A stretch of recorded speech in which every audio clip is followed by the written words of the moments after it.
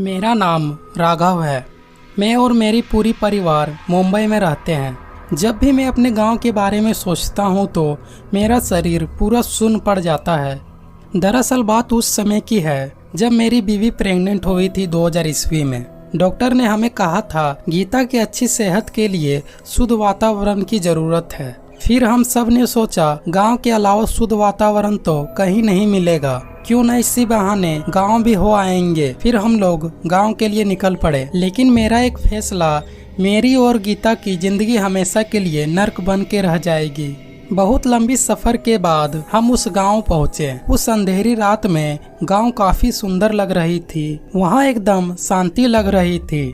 गांव पहुंचकर गीता की तो खुशी का ठिकाना ही नहीं था, लेकिन उसे पता नहीं था उसकी खुशी कुछ ही दिनों में गम में बदल जाएगी। माँ के मरने के बाद पिताजी भी कहीं बाहर नहीं गए थे। इसी बहाने उन्हें घूमने का भी मौका मिला। मैं घर का दरवाजा खोला और पिताजी और गीता को घर में बिठाया और मैं जैसे ही सामान लेके घर में आया तो मैंने देखा पापा सोफे पर बेहोश पड़े थे और उनका पूरा शरीर सफेद पड़ गया है। मुझे समझ में ही नहीं आया पापा को क्या हो गया है। गीता ने जल्दी से मुझे हॉस्पिटल ले जाने को कहा, लेकिन हॉस्पिटल शहर में है और मैं गीता को अकेला नहीं छोड़ सकता हूँ। लेकिन गीता की हालत ज़्यादा ट्रेवल करने की हालत में नहीं थी। फिर गीता ने हिम्मत दिखाई और पापा को मैं हॉस्पिटल ले आया। पापा पूरी रात हॉस्पिटल में थे।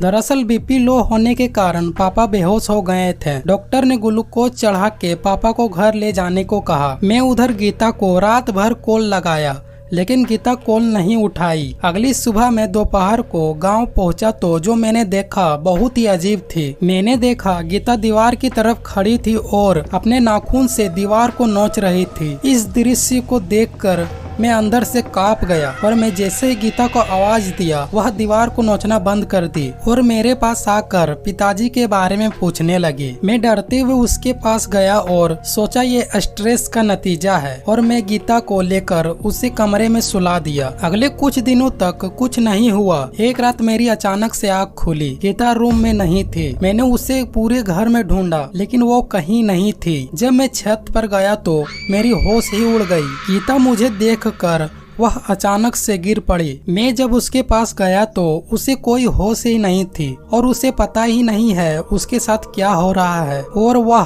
काफी डरी हुई थी और रोती हुई एक ही चीज कहे जा रही थी, वो मेरे बच्चे और मुझे मार देगा। तब जाकर मुझे समझ आया ये कोई स्ट्रेस नहीं बल्कि बुरी साया का प्रकोप है। मुझे कुछ समझ ही नहीं आ रहा था और देखते ही देखते गीता की पूरी शरीर तपने लगा था और मेरे पास कोई चारा नहीं था। गाँव के सबसे बड़े पंडित जी को मैंने घर बुलाया। गीता को मैं बिस्तर पर सुला दिया और पंडित जी का इंतजार करने लगा। तभी मैं पंडित जी को बाहर लेने आया। जब हम लोग कमरे में आए तो फिर से गीता बेड पर नहीं थी। फिर हम लोग पूरे कमरे में ढूंढा, लेकिन गीता वहाँ नहीं थी। जब हम अपने बेडरूम में गए तो मैंने कोने में देखा तो मेरा दिल दहल उठा। गीता सर नीचे किए हुए अलमारी पर बैठी थी। उसे देखकर पंडित जी भी हचक्के रह गए। गीता ने अपना सर उठाया। उसकी आंखें पूरी काली पड़ चुकी थी और वो एक डरावनी सी आवाजें निकाल रही थी। गीता के हाथ में एक बड़ा सा चाकू भी था। इससे पहले उसे कोई रोक पाता, गीता अपने पेट पर जोर जोर से प्रहार करने लगी और हंसे जा रही थी।